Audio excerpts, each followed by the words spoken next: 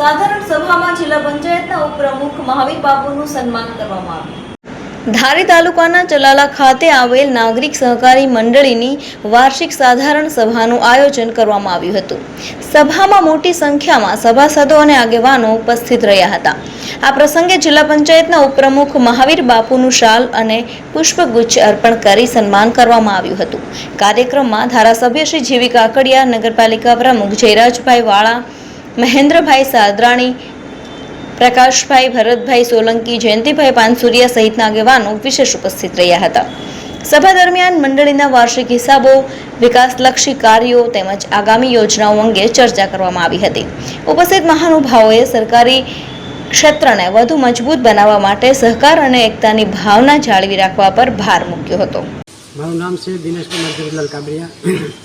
ચરળા નાગરિક સહકારી મંડળીની 68મી વાર્ષિક સાધારણ સભાનું આયોજન હતું।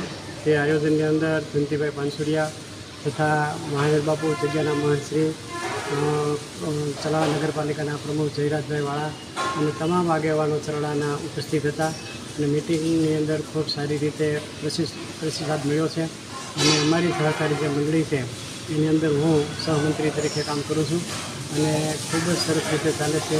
10-12% વ્યાજે મંડળી વ્યાજે પૈસા આપે છે। 232 સભાસદો છે।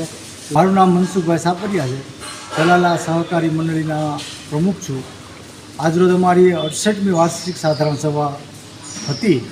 એમાં રાજકીય લેવલે જિલ્લા પંચાયતના પ્રમુખ શ્રી મહાવીર બાપુ, નગરપાલિકાના પ્રમુખ જયરાજભાઈ, પછી એના તમામ સદસ્યશ્રીઓ, મહેન્દ્રભાઈ સાદરાણી અને અમારા કર્મચારીગણ અને અમારા ઉપપ્રમુખશ્રી તમામ બધા હાજર હતા।